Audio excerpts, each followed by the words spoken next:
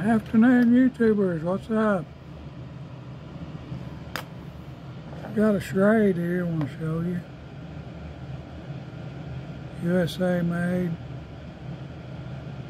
Probably Uncle Henry too. Don't know the age of it. It looks like stainless steel though. Plastic grips.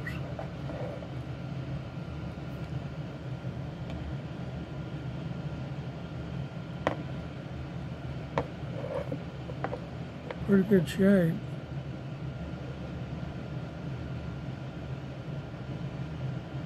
It's kind of hard to find one made in the USA.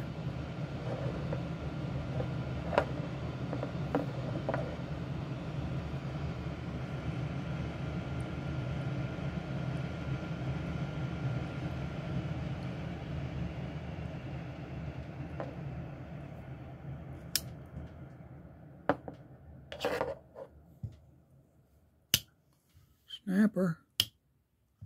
Well, folks, thanks for looking. Have a good day. Stay safe.